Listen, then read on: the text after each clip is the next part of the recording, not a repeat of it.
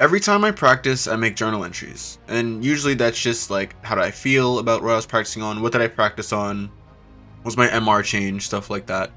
And usually those journal entries are what I turn into scripts and voiceovers for my videos.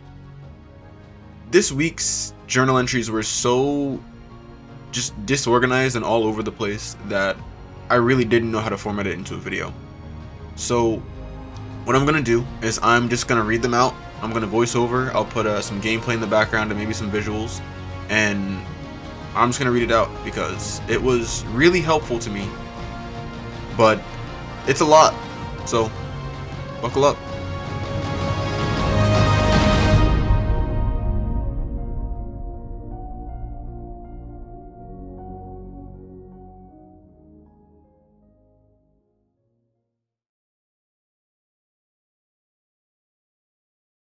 I just want to reiterate, this is raw. This is unedited, unfiltered, nothing. It is literally just my thoughts from the moment that I wrote them in.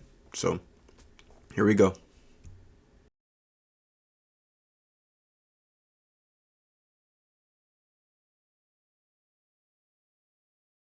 I set training mode to just drive rush for a while. But eventually, I felt like it wasn't practical because drive rush isn't the only thing to worry about. I also need to know what to do against jump and fireball. We talked about that in the last video, how I really just want to deny every space I can in neutral except for right outside my light range. It was super hard trying to react to drive rush, jump, and fireball all at the same time, so I stuck to just drive rush and fireball, but that also ended up feeling like too much of a guess. I'm really focused on just trying to have something consistent. A lot of times I'll say, but this doesn't work in this situation, and I'll kind of stop using it. I think there's a fundamental flaw with the way I'm thinking about neutral. I tend to always just circle back to, it's just a guessing game, that's dumb. They're not bad strategies or ideas, but I don't feel like I have a way to reliably keep people out of my space. I think I have to create a toolbox for my moves and when to use them. The thing is, both jab and medium kick are great tools for keeping people out of my space, they just have different applications. One I can use to react, and one I can use preemptively, but they both control the space in front of me. I think I'm going to make a toolbox that gives me an idea of what I want to use my moves for specifically. Then, if I start to see a pattern, I have a tool for it.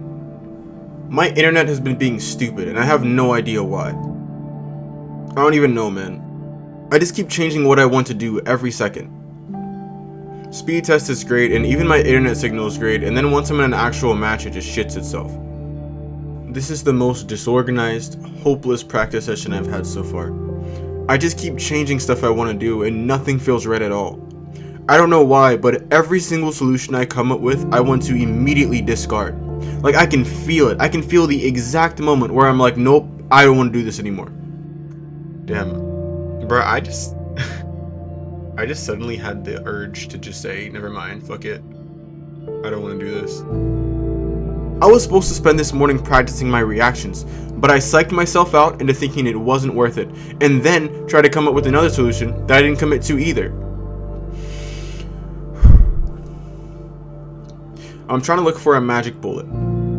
The perfect strategy with no flaws that's gonna rocket my MR, and as soon as I see the slightest flaw with the strategy, I give it up and try to solve it a different way. As soon as I saw that fireball is hard to react to with DI, I gave up with reacting. As soon as I saw that looking for two options at the same time was beaten by walk down, I gave up that strategy. As soon as I realized noticing patterns takes too much time to develop, I stopped practicing it. I've been lost in neutral because I've been too scared to embrace the weaknesses of my strategies. I haven't really dug into what I can do to fight those weaknesses. I just try something completely different. Remember when I said Manon can just walk me down and heavy kick and I couldn't do anything about it? I did look for a solution, and that's when I came to reacting with jab. But the problem is, I completely discarded my idea of looking for two options at once to only focus on jab and neutral. I need a proper foundation. Then from that foundation, I will find the weaknesses and build on it, not start over. So my foundation will be to simply drive rush into light target combo. I want to start some offense.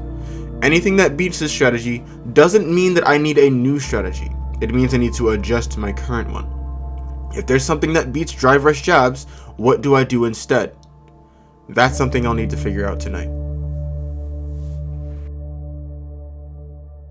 Drive rush into light target combo is an offensive concept I found a while ago. At any spacing, drive rush lights into light Gladius gives me perfect positioning.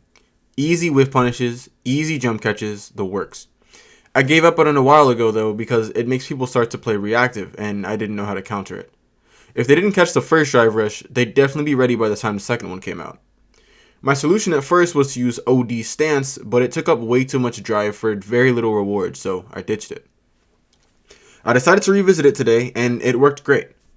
It seems to really force people to play around my drive rush. It's really good at setting the pace, so they're always on the lookout for it.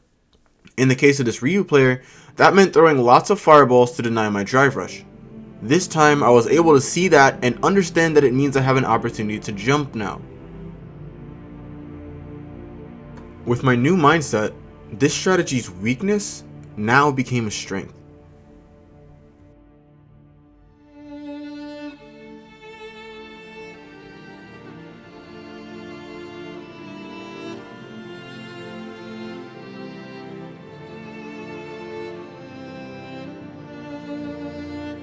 I had a dentist appointment, so I didn't record much in the morning today, but I did practice my offense from drive rush light 2-hitter into Gladius.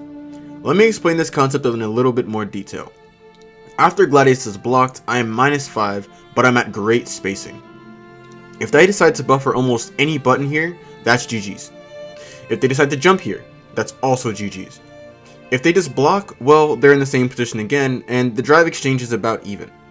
The time stop from my second drive rush allows me to react much better to attacks, and essentially forces them to be ready to check this drive rush or back away.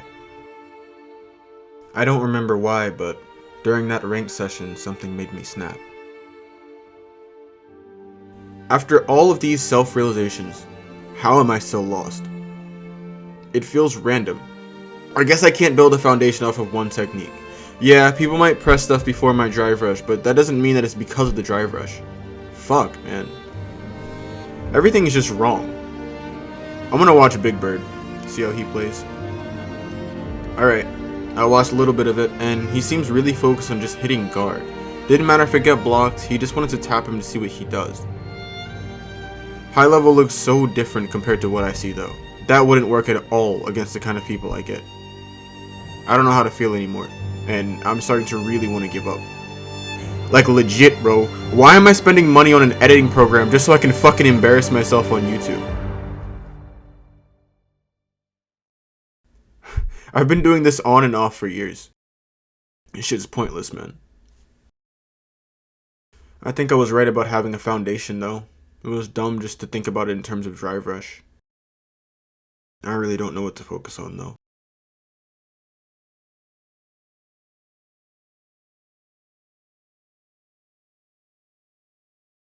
After reading my journal entry again, holy shit, I did it again.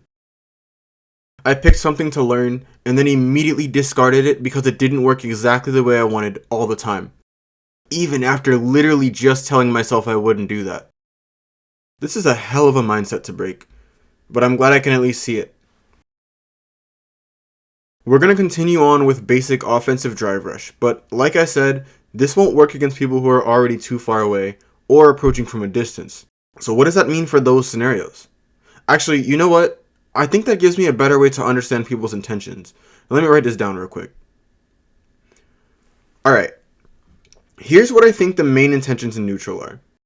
Attack with keep out moves from mid to long range, like fireballs or Dawson's normals.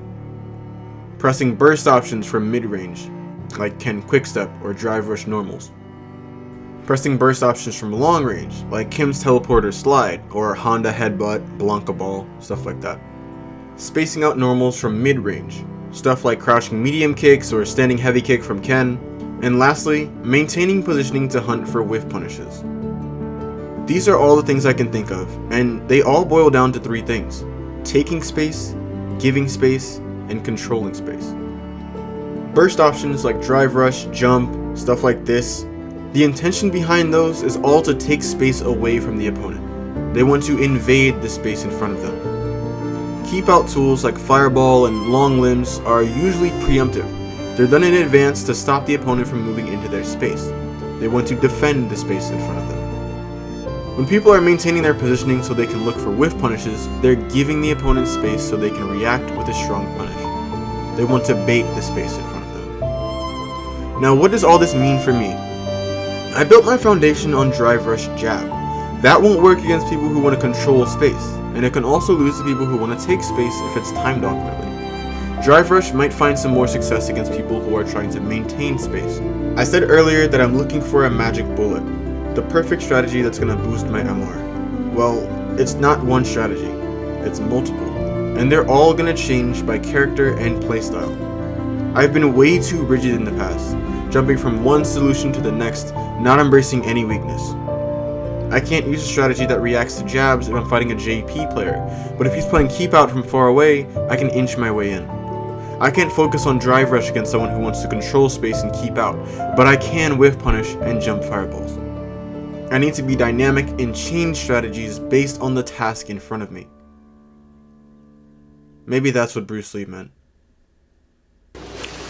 Be formless, shapeless, like water. Now you put water into a cup, it becomes the cup. You put water into a bottle, it becomes the bottle. You put it in a teapot, it becomes the teapot.